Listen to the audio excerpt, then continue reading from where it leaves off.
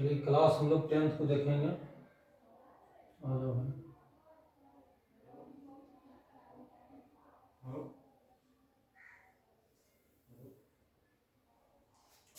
चलिए class 10th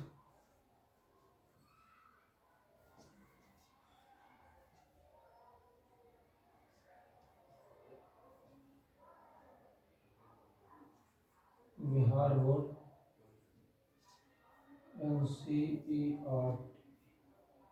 NCERT book के बारे में हम लोग देखेंगे। सब्जेक्ट रहेगा हिंदी।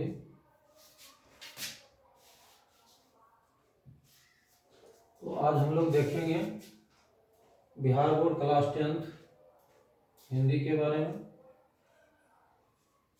मैं विपिन कुमार आप लोगों को पढ़ाएंगे।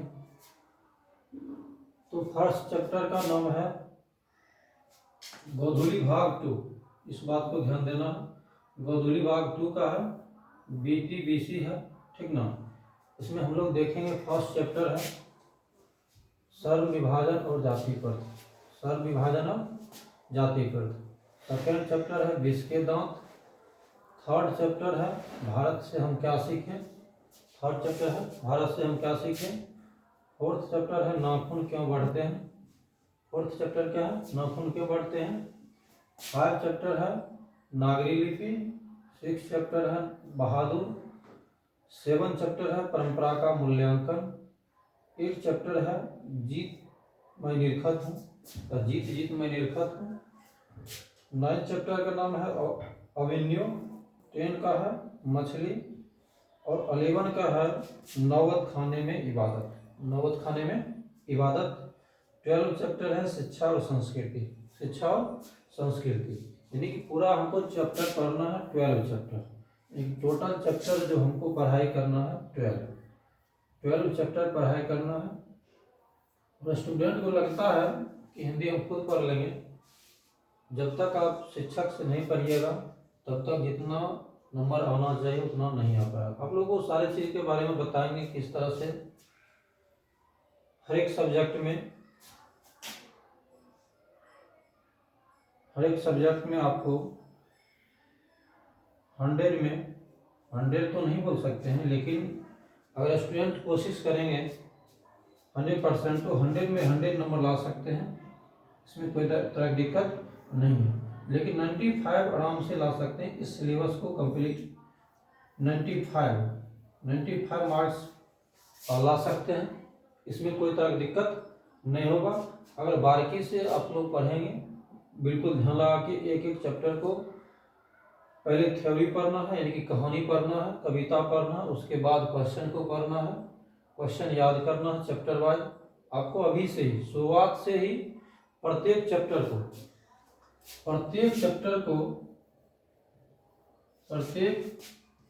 अध्याय को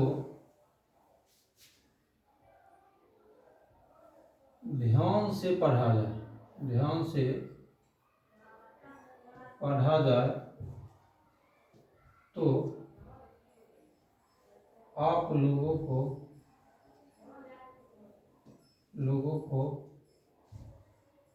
कहीं से भी दिक्कत नहीं होगा।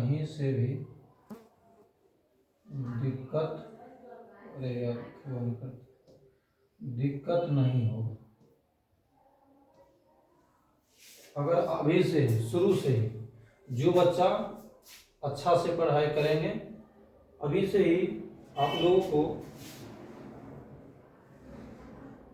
लोगों को दिमाग में सेट कर लेना है कि जो स्टूडेंट अगर चाहते हैं ऑल सब्जेक्ट में, अगर चाहते हैं किधर गायब हो गया पूरा गायब हो गया ना, ऑल सब्जेक्ट में आ जाता है।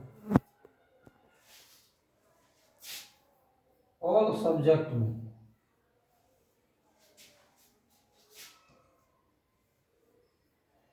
सब्जेक्ट में 80 से लेकर 99 अगर मार्क्स लाना चाहते हैं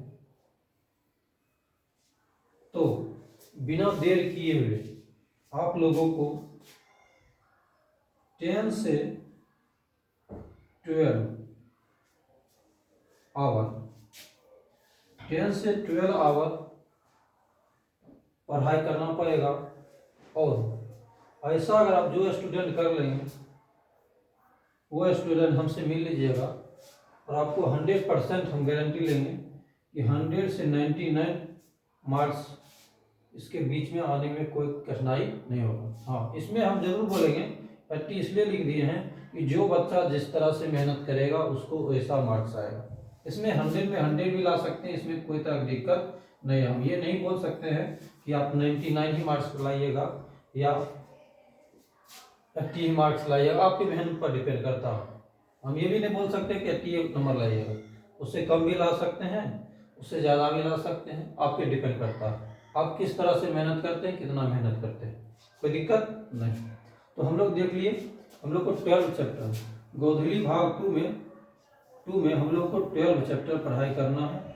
और हम आप लोगों को बिल्कुल अच्छा से चैप्टर को बढ़िया से समझा करके क्वेश्चन आंसर समझा देंगे, क्वेश्चन आंसर याद करवा देंगे अगर हमसे जुड़ते हैं तो। इसमें कहीं से आप लोगों को कोई दिक्कत नहीं होगा। ऑल सब्जेक्ट में कोशिश रखेंगे कि ज़्यादा से ज़्यादा आप लोगों को समझाने का प्रयास करेंगे। चलिए नेक्स्ट देखते हैं। हम लोग पोएट्री से है। पोएट्री में भी हम लोग को लगभग क्या 12 चैप्टर है। पोएट्री में भी कितना है 12 चैप्टर है। फर्स्ट चैप्टर का नाम है राम बिनु बिरथ, यहाँ गलती कुछ लिखा हुआ, राम बिनु बिरथे जगी जन्मा जो नर दुख में दुख नहीं मान। इस तरह से अब बुक में जब हम पढ़ाएंगे तो देख लेंगे क्या लिखा हुआ है। नेक्स्ट है सेकंड चैप्टर है प्रेम राधिका कटीले वारी ना वारी। इस तरह से थर्ड चैप्टर का नाम है अही मारा है। फोर्थ चैप्टर का नाम है स्वदेशी। 5 चैप्टर का नाम है भारत माता। 6 चैप्टर का नाम है जनतंत्र का जन्म। 7 चैप्टर का नाम है हिरोशिमा। 8 चैप्टर का नाम है एक वृक्ष की हत्या। 9 चैप्टर का नाम है हमारी नींद। और 10 चैप्टर का अक्षर ज्ञान। 11 का नाम है लौट कर आऊंगा फिर। 12 चैप्टर का नाम है मेरे बिना तुम पर हो। हर एक चैप्टर के बारे में हम लोग अच्छा से जानकारी लेंगे और कहाँ क्या है, किस कहानी में क्या कहता है। ऑब्जेक्टिव, हाँ एक बात जरूर बोलेंगे आप लोग को, चैप्टर से ही जैसे हम चैप्टर पर आप लोग को पढ़ाएंगे, चैप्टर से ही ऑब्जेक्टिव को तैयारी करवा देंगे। जैसे हो जाएगा आपको लेखक का नाम, लेखक का जन्म, लेखक का मृत्यु, लेखक का गांव, कहानी क्या कह रहा। इस तरह से आप लोग को चैप्टर से ऑब्जेक्टिव बना देंगे, जिससे आप लोगों को लास्ट में इतना परेशानी झेलना नहीं पड़ेगा। जो पिछले बार बच्चा एग्जाम दिए हैं उसको कुछ परेशानी हो गया, तो एक एक चैप्टर के बारे में हम लोग डिटेल से पढ़ाई करेंगे। ऑब्जेक्टिव का टेंशन आप लोग को शुरू से ही नहीं रहने देंगे, ये मेरा जिम्मेदारी है। और अच्छी तरह से हम लोग प्रत्येक चैप्टर को पढ़ेंगे। आप लोग हमसे जुड़ सकते हैं, इसमें से कहीं कोई दिक्कत न है। चलिए नेक्स्ट देखिए, हम लोग देखेंगे हम लोग, आप लोग को अभी सिर्फ हम सिलेबस बता रहे हैं, आगे की बातें और बताएंगे जब आप लोग हमसे जुड़िएगा तो। चलिए नेक्स्ट चैप्टर है पूरक पाठ्य पुस्तक वर्णिका भाग 2। पूरक पाठ्य पुस्तक वर्णिका भाग 2। इसमें देखिए दही वाली मग्गम्मा जो कन्नड़ से रिलेटेड है, तो हम लोग देखेंगे दही वाली मग्गम्मा। ये बहुत पॉपुलर है, सभी बच्चा को याद ही हो जाता है। अगर क्लास 10th में बच्चा को कुछ याद रहे ना रहे, लेकिन दही वाली मग्गम्मा ये कहानी बहुत अच्छी तरह से सबको मालूम हो जाता है। सेकेंड चैप्टर है ढारती विश्वास, उड़िया से लिया गया है। थर्ड चैप्टर है माँ जो गुजराती से।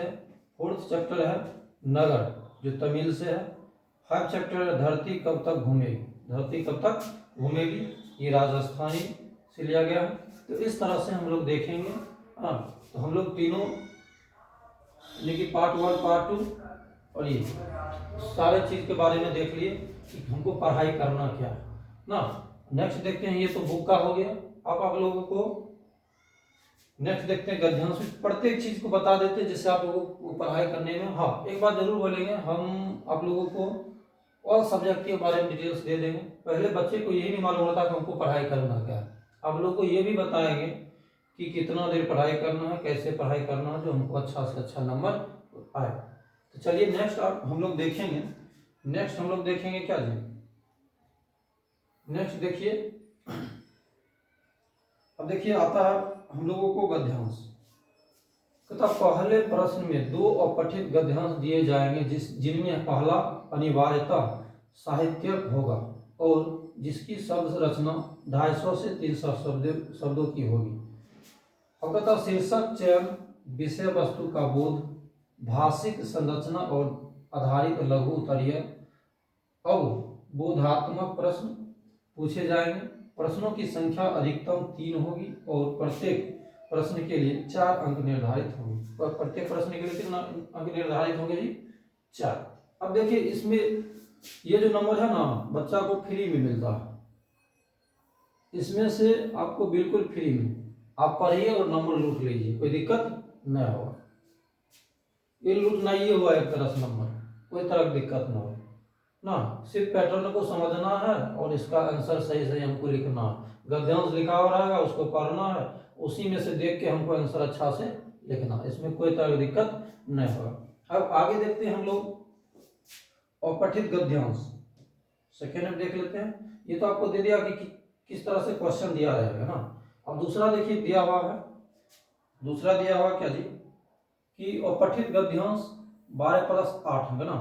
तो इस तरह से टोटल 4 + 4 बराबर कितना हो गया, 12 अंक का मिलेगा। 12 समझिए फ्री में मिल जाएगा, कोई दिक्कत नहीं होगा ना। अब देखते हैं दूसरा अपठित गद्यांश वर्णनात्मक होगा जिसकी शब्द संख्या 250 से 300 होगी, यानी इसको अच्छा से पढ़ना पड़ता है, ठीक ना।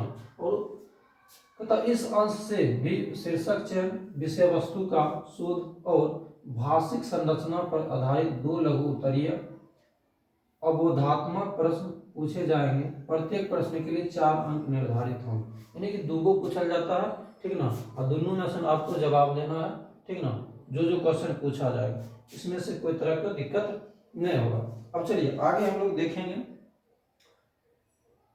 नेक्स्ट देखिए हम लोग क्या देखते हैं जी, नेक्स्ट देखिए हम लोग दिया हुआ इसमें क्या दिया हुआ।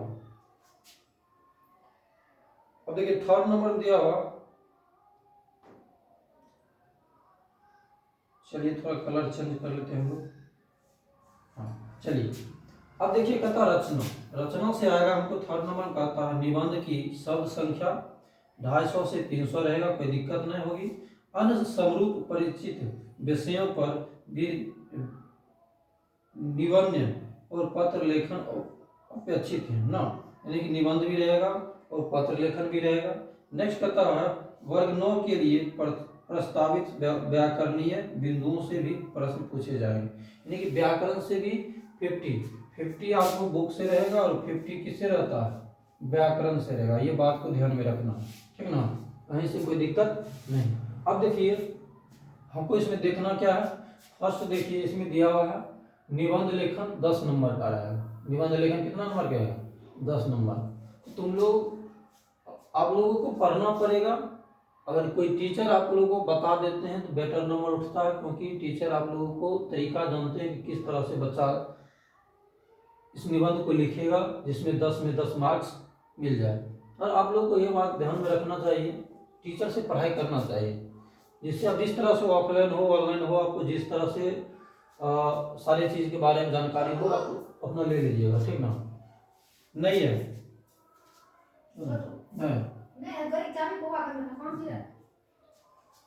चलिए आगे देखिए कहता है मेरी प्रिय पुस्तक गणतंत्र दिवस। अब निबंध में कौन कौन आ जाएगा जी देख लेना है।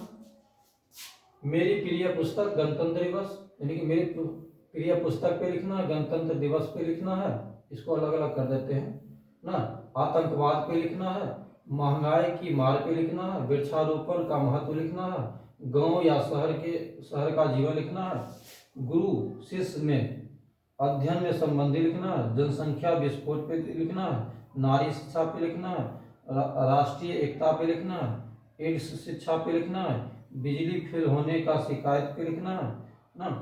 अगला देशभक्ति पे लिखना, खेल कूद का महत्व लिखना है ना।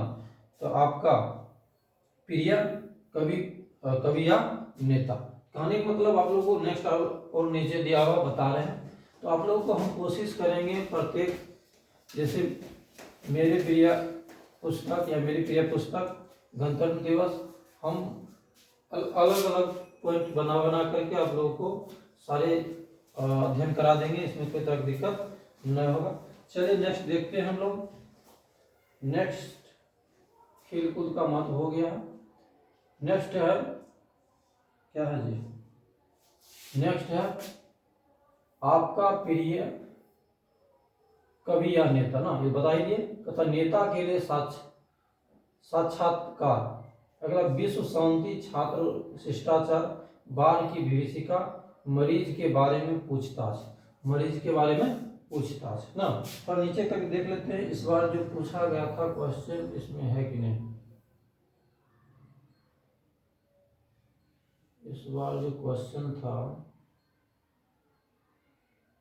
अच्छा ये हम आप लोगों को जानकारी दे देंगे, ठीक ना, कोई दिक्कत नहीं है। कौन सा क्वेश्चन था इसमें से, उसके लिए निश्चित रहिए। गैस क्वेश्चन लास्ट में आता है, आप लोग को उसी से रहता है। इस बार भी गैस क्वेश्चन से ही ये सब चीज के बारे में आ गया था। ये सारी जानकारी आप लोग को मिल जाएगा।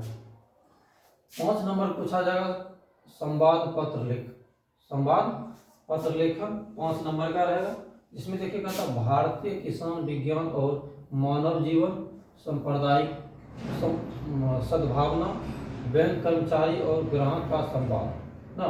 पिता को सहपाठियों के साथ किसी यात्रा पर जाने की अनुमति, मित्र को मनोरंजक घटना का वर्णन, मित्र को ग्रीष्म अवकाश में साथ व्यतीत करने के लिए, बड़े भाई को किसी दर्शनीय स्थान का वर्णन कर, पिता को विद्यालय के वार्षिक पुस्तकालय वितरण का वर्णन, मित्र को विवाह में शामिल होने के लिए, नगर निगम को मोहल्ले की सफाई पर ध्यान देने के लिए, पिता को अपने लक्ष्य के बारे में, संपादक को गैस विक्रेता की धांधली की ओर ध्यान आकर्षित करने के लिए ना। तो इस तरह से ये सब हो गया संवाद ना, जैसे एक दूसरे से बात करते हैं उस तरह से ये सारी चीज आप लोगों को बताया जाएगा, कोई दिक्कत कहीं से नहीं होगा। मेन अब आने वाला, अब देखिए नेक्स्ट है हम लोग देखेंगे व्याकरण, जो कि 15 अंक का रहता, मोस्ट विविया है। इसको बच्चा लोग पढ़ता नहीं है शुरू से, लास्ट में और वो होते रहता है। आप लोगों को 15 मार्क्स है ना। साहित्य शास्त्र है, आप लोगों को शुरू से इस सारी चीज के बारे में पढ़ाई करना, जैसे नंबर नहीं के बराबर कटेगा ना। कोई भी चीज के बारे में हम लोग अच्छा से जानकारी ले लेंगे, हमको एक भी नंबर कटने का कोई चांस नहीं बनता। हाँ, अगर इसमें से आप लोगों को लगता होगा कि हाँ कुछ कम रहा है, तो जब सिलेबस पढ़ाया जाएगा उसमें से सारे याद कर दिया जाएगा, उसके लिए निश्चिंत रहिए आप लोग। देखिए ये लगता है कि बचपन से लेकर जब तक स्टूडेंट पढ़ता तब तक एग्जाम छोड़ने वाला नहीं है। कंपटीशन लेवल तक ये सारी चीज बच्चा को पढ़ना ही पड़ता है, इसलिए एकदम फुल हिम्मत के साथ मिल जाइए ना। देखिए फर्स्ट है संज्ञा के बारे में पढ़ना है, सर्वनाम के बारे में पढ़ना है, शब्द शक्ति के बारे में पढ़ना है, विशेषण के बारे में पढ़ना है, कारक के बारे में पढ़ना है, व्यंजन के बारे में पढ़ना है, काल के बारे में, संधि अलंकार के बारे में पढ़ना है, वक्रोक्ति के बारे में, समास, उपसर्ग, संधि समास में अंतर, अर्थालंकार, उपमा, प्रत्ययकर्ता का ना, निचिन्ह, उपसर्ग, प्रत्यय में अंतर। ये देखिए उपसर्ग और प्रत्यय इस बार जो है बच्चा को दिमाग बिल्कुल घुमा दिया ना जी। उपसर्ग और प्रत्यय ये तो बिल्कुल बढ़िया से पढ़िए लीजिएगा, इसमें कोई दिक्कत नहीं होना चाहिए ना। उपसर्ग और प्रत्यय बढ़िया से, क्योंकि कंफ्यूज कर देता है बच्चा लोग को। तो चैप्टर में पढ़ाएंगे आप लोग को सारी चीज नॉलेज बता देंगे, कोई दिक्कत नहीं होगा। पदबंध है, वाक्य के प्रकार है, वाक अशुद्धि, ये देखिए ये भी इंपॉर्टेंट है। वाक अशुद्धि जो बच्चे नहीं पढ़ते हैं लास्ट में कहते हैं एकदम हम गर्दा उड़ाइए देंगे, तो उसको बहुत दिक्कत होता है, इसलिए गर्दा शुरू से उड़ाइए, ठीक ना। उसके बाद है शब्द शुद्धि, वाच्य है और उनके भेद, लोकोक्ति है, मुहावरा है, पदवन्य है, चंद है, काव्य गुण है, वर्णिक छंद है। तो कुछ नया नया लग रहा है, उस सब चीज़ के बारे में आप लोग जब चैप्टर पे आएंगे, लिखेंगे, समझेंगे सारी चीज़ के बारे में। तो इस तरह से हम लोग को फुल सिलेबस हिंदी का आप लोग को बता दिए हैं, जो बिहार बोर्ड पे दिया गया है।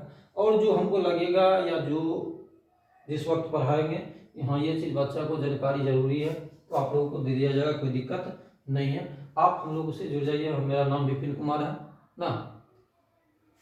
तो मुख्य रूप से अगर देखा जाए तो आपका हिंदी का सिलेबस कंप्लीट है, पूरे साल में इतना पढ़ना है। और जो सिलेबस एक्स्ट्रा होगा बुक का तो उतना ही रहेगा, इसमें तो कोई चेंज नहीं कर सकते हैं। बचा व्याकरण का, व्याकरण में और एक्स्ट्रा आप लोगों को बताया जाएगा, कोई तरह की दिक्कत नहीं होना चाहिए। तो चलिए, आप लोगों को जानकारी दी है हम लोग हिंदी के सिलेबस के बारे में। इतना जो बच्चा पढ़ लेगा, हम कहते हैं 100 में 100 नंबर लाएगा, कहीं से कोई दिक्कत नहीं होगा।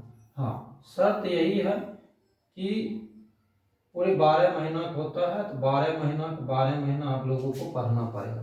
तो 12 महीना, हाँ 12, अच्छा बात आ गया जी। 12 महीना समय है और 12 महीना में 12 घंटा, क्या बात। 12 महीना में 12 घंटा जो बच्चा पढ़ लिया ऑल सब्जेक्ट, उसको क्वेश्चन डराएगा वो बच्चा, नहीं डराएगा क्वेश्चन नहीं डरा जाएगा वो बच्चा से, समझे कि नहीं समझ। हाँ, इसीलिए टेंशन नहीं लेना है। तो 12 महीना होता है, मतलब 1 साल समथिंग रहता है जी, कोई दिक्कत नहीं है, एवरेज बता रहे हैं। 12 महीना है और 12 घंटा। आप लोग पे डिपेंड करता है कि 12 महीना 12 घंटा अगर आप 10th में दे रहे हैं तो आपको ज़्यादा उम्मीद है कि आप लोगों को 400 प्लस, 450 प्लस। इससे आप पे डिपेंड करता है, आपकी मेहनत पे डिपेंड करता है कि 500 ला दीजिए जी भाई। आपको कौन रोकने वाला है? रोकने वाला है जी? कोई नहीं रोकने वाला है। आप 500 ला दीजिए, आपको हिम्मत का बात है ना। 450 एवरेज माना जाता है, और इससे आपका पावर है, जितना पावर लगा सकते हैं उतना नंबर आएगा, इसमें कोई कहीं दिक्कत नहीं। अगर अच्छा से अभी से शुरुआत से पढ़ाई करिएगा, पढ़ाई पे दिमाग लगाइएगा, इधर उधर की बातें पे नहीं चलना है, बच्चा भटक जाता है ना। इस सारी बात को ध्यान रखते हुए अपना मेन फोकस पढ़ाई पे करना, जिससे आप लोगों को कहीं भी परेशानी नहीं होगा। ऑल सब्जेक्ट को आप लोग को 10th में यही बच्चा गड़बड़ करते तो मैथ साइंस अच्छा से पढ़ लेते, ऑल सब्जेक्ट को अपना वो सारे टीचर मैथ साइंस सिर्फ पढ़ाते हैं ना, 8 सब्जेक्ट को छोड़ देते हैं, जिससे बच्चा को नंबर में कमी आ जाता है। नहीं, आप लोग कोशिश करिए ऑल सब्जेक्ट टीचर से पढ़ने के लिए। आप अगर ऑल सब्जेक्ट टीचर से पढ़िएगा तो आप लोग को बेसी ज़्यादा से ज़्यादा नॉलेज रहेगा, और वहाँ एग्जाम में अच्छा से अच्छा मार्क्स लाइएगा। ये पर्सनली मेरा एक्सपीरियंस है, आप लोग को शेयर करते हैं। अच्छा लगे तो भी, नहीं लगे तो भी हमको कोई दिक्कत नहीं है। तो चलिए, ज़्यादा बकवास ना करते हुए, अगर लगता होगा बकवास कर रहे हैं तो सॉरी इसके लिए। इतना ही आप लोगों को ध्यान में देना है और पढ़ाई शुरू से करना है। मन लगा के शुरू से पढ़ाई करिएगा तो नंबर आप लोगों को कहीं भी दिक्कत नहीं आएगा। हाँ, थोड़ा डिटेल्स लिख देते हैं। विपिन कुमार नंबर मेरा लिख लीजिए, इस पर आप कॉन्टैक्ट कर सकते हैं फ़ोन करके कि हम क्या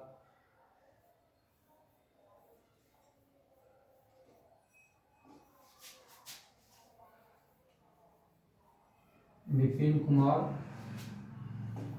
73 21 021 932। घर हो गया मलमल्ला, मलमल्ला। जिला भी लिख देते हैं भाई जी, बेगूसराय। चलिए, आप हमसे जुड़ सकते हैं। और ज़्यादा आप लोगों को अभी सिर्फ हम आप लोगों को सिलेबस ऑल सब्जेक्ट के बारे में बताएंगे। 1 तारीख से क्लास चालू करेंगे, कोई दिक्कत नहीं होगा। चलिए, इसके लिए धन्यवाद, थैंक यू।